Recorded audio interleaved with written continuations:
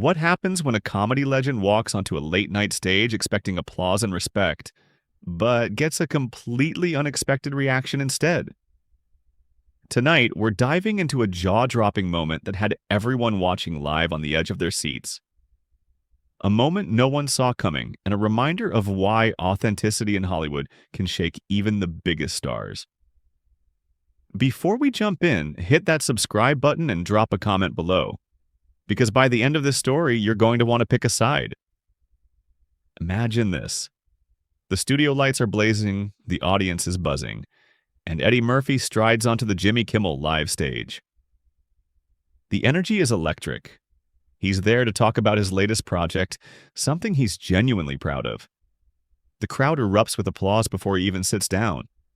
After all, this is Eddie Murphy, a living legend whose career has shaped comedy for generations. Jimmy greets him with his usual charm, that easy smile and laid-back energy. Eddie Murphy, everybody. It's so good to have you here. How's it going? The audience cheers again as Eddie slides into his chair, radiating that cool, confident energy we've all come to recognize. I'm good, Jimmy. Really good. Happy to be here and happy to be working, he says, his voice smooth, calm, the voice of someone who's handled 1,000 interviews with effortless grace. Jimmy leans in, ready to talk about Eddie's new project. You're back doing what you do best, making people laugh. What made you want to jump back in? Eddie's eyes sparkle, and you can see the excitement in his expression. Well, I took some time off to be with my family and just enjoy life, but the itch never really goes away. Then this script came my way. It's got heart, it's funny, and it's meaningful. That's what I look for. The audience responds with nods and applause, clearly appreciating his honesty. But then, things take a sharp turn. Jimmy shifts slightly, a subtle change in tone. Eddie, I have to ask, people have been wondering for years. When you took that break from Hollywood, there were rumors. People said you were difficult, demanding. Was that part of why you stepped away? The question hangs in the air. Eddie's expression changes ever so slightly, and you can feel the tension ripple through the room. Something unexpected is about to unfold, and no one in that studio or watching at home was prepared for what comes next. Eddie doesn't react dramatically, but there's a subtle shift. His smile remains, but it's tighter, more measured. There's a weight to his words now. Jimmy, I don't know where you heard that, but I've always been professional. I've always shown up, done the work, treated people with respect. If wanting things done right makes someone difficult, then I guess every person who takes their craft seriously is difficult. There's no anger in his voice, yet the line is clearly drawn. The audience feels it. Something important is happening. Jimmy chuckles, attempting to soften the tension. No, I'm not saying you were difficult. I'm just repeating what people said. You know how Hollywood gossip works. Eddie leans back slightly, crossing his arms loosely, his gaze calm but firm. I know how Hollywood gossip works, Jimmy. That's why I don't pay it much attention. But I do pay attention to the work. That's what matters. Not what some anonymous source tells a tabloid. The room quiets. Even the audience feels the air change. Some still smile, but many are watching closely, sensing the seriousness behind his words. Jimmy flips through his cards and nods. Sure, but you have to admit, you've been selective over the years. Turned down a lot of projects, right? Eddie responds with measured calm. Selective. That's called having standards. When you've been in this business as long as I have, you learn what's worth your time and what isn't. Saying no is just as important as saying yes. Jimmy appears to agree, but then he steers the conversation into trickier territory. But some might say that's a privilege. Not everyone can be that selective. Newer comedians don't have the luxury. They take what they can get. Eddie's jaw tightens for a fraction of a second, the subtle shift noticeable to anyone paying attention. Are you comparing me to newer comedians right now? he asks, voice calm but firm. Jimmy raises his hands, almost defensively. No, I'm just saying it must be nice to be in a position where you can pick and choose. Eddie leans forward now, uncrossing his arms, intensity in his eyes. Jimmy, let me tell you something. I earned this position. Every person who has the luxury to be selective earned it. You don't start at the top. I spent years grinding, doing clubs, doing whatever I could to get noticed. Nobody handed me anything, so yes, it's nice, but it's nice because I worked for it. The audience erupts into genuine applause. This isn't just a conversation, it's a statement. Eddie isn't playing. People respect that. And the energy in the room changes completely. Jimmy quickly tries to pivot. Of course, I didn't mean to suggest otherwise. Let's talk about comedy itself. You've said before that comedy today is too soft, that people can't take a joke anymore. Do you still feel that way? The tension lifts slightly, but the audience remains hooked, wondering what Eddie will say next and how far he'll go. Eddie takes a slow breath, choosing his words with precision. What I've always said is that comedy should push boundaries. That's where its power comes from, but there's a difference between pushing boundaries and just being mean. I've never been about being mean. I've always aimed to make people laugh, make them think, sometimes make them a little uncomfortable, but in a way that sparks conversation. Jimmy leans in, pressing the point. But where's the line, Eddie? Some of your older material? If you did it today, people would cancel you. Eddie's eyes narrow ever so slightly. Cancel me, Jimmy. Nobody's canceling me. And you know why? Because I respect people. I've grown, I've learned, I've never punched down. Comedy evolves, I've evolved. But I'm not apologizing for making people laugh. That's my craft. That's what I do. That's who I've always been. The audience senses it immediately. Their energy shifts, rising in support of Eddie. Every word he says lands with conviction. Jimmy, sensing the momentum slipping, leans back slightly. I'm not asking you to apologize. I'm just saying the landscape has changed. Eddie nods slowly, deliberate. The landscape has changed. True.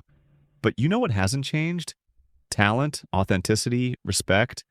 Those things are timeless. If you have those, Jimmy, you don't have to worry about being canceled, or whatever term people are using these days.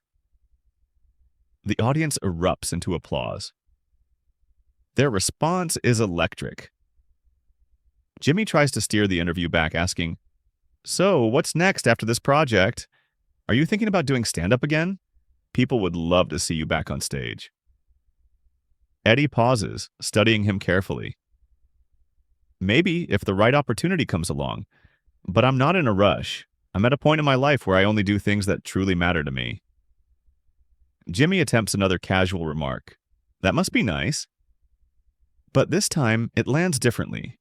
There's an edge, a subtle jab, and Eddie catches it immediately. You keep saying that, Jimmy. That must be nice. What are you trying to say? Jimmy chuckles nervously. Nothing, man. I'm just saying you're in a good position. Eddie doesn't laugh. No, he says firmly. Say what you mean. If you've got something to say, say it. The studio goes quiet. Live television just got real. The audience holds its breath. Camera operators freeze on the moment. Jimmy shifts uncomfortably, clearly caught off guard. Eddie, come on, I'm not trying to start anything. I'm just having a conversation. But Eddie's expression doesn't change. The energy in the room is palpable, electric, tense, and impossible to ignore. Eddie leans in, his tone calm but unyielding. A conversation goes both ways, Jimmy. But ever since I sat down, it feels like you've been trying to make some kind of point, so let's hear it. What's the point? Jimmy glances down at his cards, then back at Eddie, trying to regain composure. Look, all I'm saying is you've had a long career, ups and downs, and now you're back. Some people are excited about that, and some are skeptical. That's just reality. Eddie tilts his head, eyes sharp. Skeptical about what? About whether I can still be funny? About whether I'm still relevant? Jimmy, I've been relevant longer than most of these people have been alive. I don't need to prove anything to anyone. But don't you think there's value in staying connected to your audience? Jimmy presses on, almost condescendingly. Well, the world's changed so much. Social media, streaming platforms. Some of the old guard have struggled to adapt. Eddie lets out a short, almost bitter laugh. The old guard? That's what you're calling me now? Jimmy, I was doing streaming specials before streaming was even a thing. I've adapted to every shift in this industry. The question isn't whether I can adapt, it's whether the industry can keep up with me. The audience explodes. Whistles, applause, cheers. Eddie isn't backing down, and the crowd is loving every second of it. Jimmy's face flushes slightly, and you can see him working to regain control.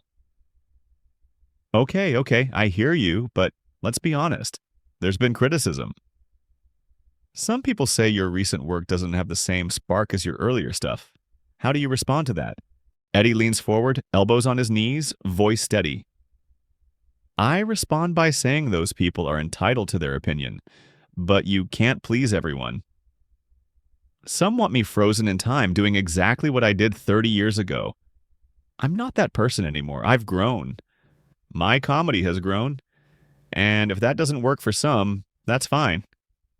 There are plenty of people who appreciate what I'm doing now. Jimmy nods slowly. So you're saying the critics are wrong? Eddie shakes his head, a calm intensity in his gaze. I'm saying the critics are just voices, Jimmy. Everybody's got one. But at the end of the day, I trust my instincts. I trust my talent. And I trust that the people who really know comedy, the people who really understand what I'm doing, they see it. The rest, that's just noise. Jimmy takes a slow sip of water, buying a moment, trying to reset. Eddie, I've interviewed a lot of people on this show. Some of the people I interview handle tough questions well, Jimmy starts. And some get defensive. I'm just trying to have an honest conversation. Eddie's eyes flash with intensity. Defensive? You think I'm being defensive? Jimmy, I'm being honest. There's a difference. You've been taking shots at me since I sat down, and I've been polite. I've answered your questions, but now you're trying to frame it like I'm the problem here. That's not how this works. The audience is rapt. Every word hangs in the air. This is the kind of live, unscripted moment that people will be talking about for days, maybe weeks. Jimmy spreads his hands, trying to calm the storm. I'm not taking shots at you, man. If it's coming across that way, I apologize. That wasn't my intention. Eddie leans in slightly, voice calm but firm. Then what was your intention? Because from where I'm sitting, it feels like you invited me here to embarrass me, to make me look out of touch or washed up, or whatever narrative you're trying to push. And I'm telling you right now, that's not going to happen. Jimmy's mouth opens, then closes. He glances off camera for a second, maybe at a producer, then back at Eddie. Eddie, that's not what this is. I have nothing but respect for you. Respect, Eddie repeats, and now there's fire in his voice. Respect isn't just a word you say, it's how you treat people. And the way you've been talking to me tonight, that's not respect. That's condescension. That's trying to elevate yourself by putting me down, and I've been in this business long enough to recognize it. The audience gasps. Some shift uncomfortably in their seats, others erupt in cheers. Live television has never felt this raw, this real. Jimmy tries to regain control. Look, I think there's been a miscommunication. Let's just take a breath and move on. Maybe talk about your family or hobbies, something lighter. Eddie stands. Not quickly, not dramatically, but with deliberate precision. He unclips the microphone from his shirt and places it carefully on the chair. No, Jimmy, I don't think we're going to do that. The studio gasps again, louder this time. Jimmy's eyes widen. Eddie, come on, don't. Let's just finish the interview. Eddie looks him square in the eyes and shakes his head. I came here to talk about my work, to connect with people who appreciate what I do. I didn't come here to be disrespected. I didn't come here to be your punching bag for some viral moment. I have too much respect for myself to sit here and take that. Jimmy stands, hands raised, pleading. Eddie, please, just sit down. We can talk about whatever you want. I'm sorry if I offended you. That really wasn't my goal. Eddie starts walking toward the edge of the stage, calm but unshakable. Your goal doesn't matter, Jimmy. What matters is what actually happened. You invited me here under the pretense of a friendly interview and then spent the entire time trying to tear me down. I'm not doing this. The studio is completely silent. The tension is unbearable. Every viewer watching knows something unforgettable just happened. Eddie Murphy, a legend of comedy, just drew a line, and nobody is crossing it. The audience is frozen, unsure how to react. Some are cheering Eddie, applauding his bold stand. Others sit in stunned silence, unsure what to make of what just happened. Jimmy's face is red now, panic creeping in. Eddie, we're live. You can't just walk off. Eddie stops at the edge of the stage, turns slowly and fixes him with a steady gaze. Watch me. And with that, he walks off camera. His footsteps echo in the silent studio. The band stays quiet. The audience doesn't make a sound. For a moment, it feels like time itself has paused. Jimmy turns to the cameras, trying to salvage something. Anything. Well, that was unexpected. We're going to take a quick break. Before the cut to commercial, Eddie's voice rings out from offstage, not yelling, but loud enough to be captured by the mics. You don't get to do that to me. Not now, not ever. The studio collectively freezes. Jimmy looks around at producers, crew, audience, faces reflecting shock, disbelief, and maybe a hint of disappointment. The cameras keep rolling, capturing the storm of emotions on his face. Confusion, embarrassment, frustration. Then the screen cuts to black, a commercial begins, but the damage is done. In those few minutes, something fundamental shifted. Viewers at home, people in the studio, they all witnessed raw, unfiltered truth. They saw a legend refuse to be diminished. They saw a host lose control of his own show. They saw what happens when someone who's spent decades in the industry decides enough is enough. Social media is about to explode. Clips will go viral. And the question on everyone's lips is the same one hanging in the studio air. What just happened? More importantly, whose side are you on? Because this isn't just a story about an interview gone wrong. This is about respect. About how we treat the people who paved the way. About whether honesty matters more than playing it safe.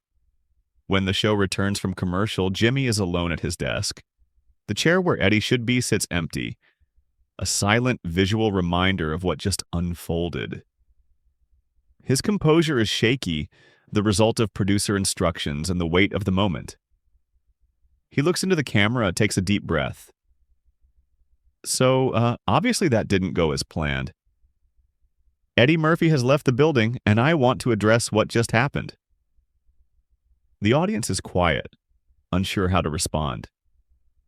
Jimmy continues, trying to explain. I was trying to have an honest conversation, asking the kind of questions I think people want answered. Clearly, Eddie felt differently about the tone of those questions. If I came across as disrespectful, that genuinely was not my intention. There's something hollow in his words, more damage control than genuine remorse. A few scattered claps echo in the studio, but most people sit silently watching, waiting. Weeks of preparation, gone in minutes. Jimmy presses on. I was excited to talk to him, celebrate his return, and hear about his new project. Asking about career choices or the changing landscape of comedy isn't out of bounds. These are things people discuss. But the defense lands poorly. Someone from the audience shouts, "You were rude." The room is tense, the silence heavy. Eddie's absence speaks louder than words ever could. The legend has walked away, and everyone watching knows they've just witnessed a moment that will be talked about for years. A murmur of agreement ripples through the audience. Jimmy hears it. He clenches his jaw. "I was doing my job," he says, voice tight. "Part of my job is asking questions that might be uncomfortable sometimes." That's what separates a real interview from just promotional fluff, but I understand not everyone sees it that way. The more he speaks, the worse it gets. You can see it in the audience's faces. They're not buying it. One woman stands abruptly, and before security can react, she shouts, "He's Eddie Murphy. He deserves respect." Others begin nodding, some rising from their seats. Jimmy raises his hands. "I respect Eddie Murphy. I've always respected him, but respect doesn't mean I can't ask challenging questions." A man in the front row yells back, "There's challenging, and then there's attacking." You were attacking him. The energy in the studio has completely shifted. This is his show, his studio, but he's losing his own audience. Jimmy tries to regain control, flustered. Okay, I hear you. But let's be fair, Eddie walked off in the middle of a live show. That's unprofessional. The audience reacts instantly. "No, you're unprofessional," someone shouts. Others join in. Voices rise into a chorus of disapproval. Jimmy pleads over them. Guys, please. We can disagree, but let's keep this respectful." The irony of his request isn't lost on anyone. One woman near the back stands and heads toward the exit. Then another follows, and another. Jimmy watches in disbelief as members of his own studio audience begin leaving. Not all of them, but enough to make a statement. Enough to make it clear they aren't interested in watching him spin this situation.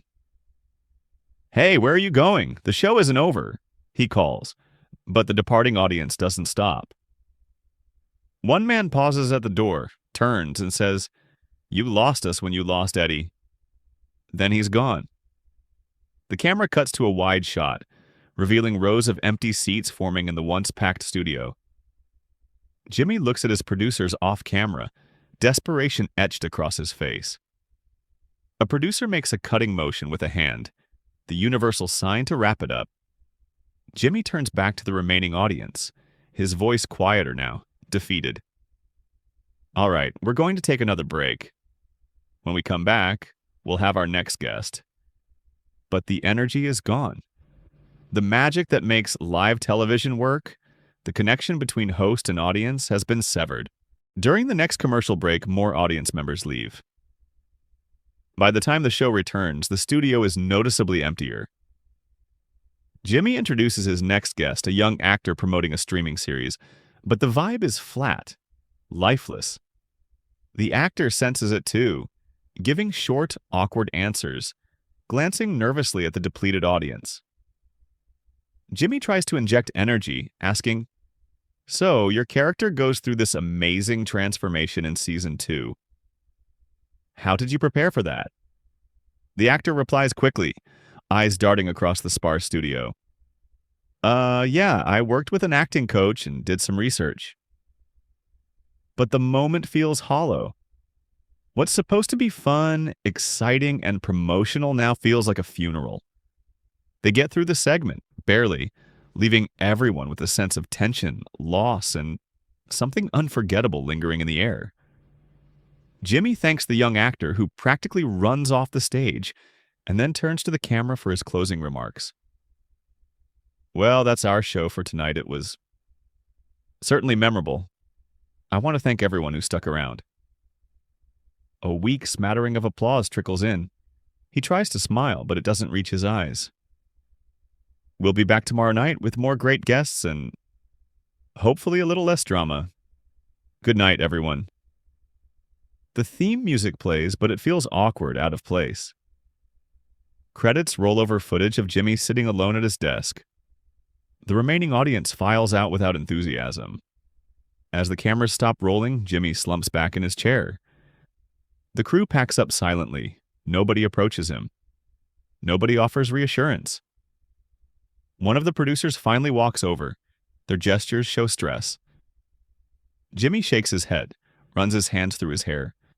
Whatever conversation is happening, it's not going well. The producer eventually walks away, leaving Jimmy under the bright studio lights, slowly dimming. This is what humiliation looks like. Not one dramatic moment, but a slow accumulation of missteps. The questions that crossed the line, the guest who refused to be disrespected, the audience that walked out, the show that limped to its finish. Now, alone in the studio, Jimmy has to face the reality. He took a shot at a legend and missed. Worse, he exposed himself in the process. His need to feel superior, to prove something, backfired spectacularly. Somewhere out there, Eddie Murphy is probably with his team, processing what happened. Maybe he's angry, maybe he's disappointed, maybe he's just tired of dealing with people who don't understand the difference between asking tough questions and being disrespectful. But one thing is certain, Eddie made a choice. He chose his dignity over playing along. He chose to walk away rather than participate in something that didn't serve him. And that choice resonated with the audience in the studio, with viewers at home, with anyone who's ever had to decide whether to endure disrespect or stand up and leave Eddie's walk-off. Wasn't just about a bad interview. It was about knowing your worth and refusing to compromise it.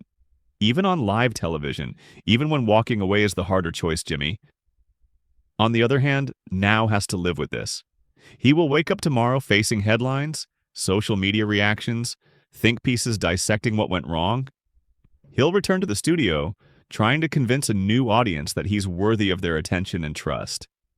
That will be far harder than it was before Eddie Murphy sat in that chair. So here's the question I want you to think about. When you're in a position of power, whether hosting a talk show or having a conversation, do you use that position to lift people up or tear them down?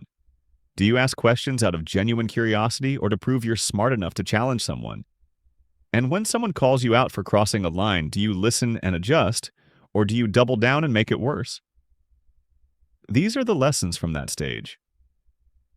Eddie Murphy walked out, and in doing so, walked into a moment that will define how people see both him and Jimmy for years to come. One came out looking like a legend who knows his worth. The other came out looking like someone who still has a lot to learn about respect. Make sure you hit that subscribe button if you haven't already, and drop a comment below. Here's what I want to know. If you were in Eddie's position, would you have walked off or stayed and finished the interview? Let me know your thoughts, because this conversation is far from over.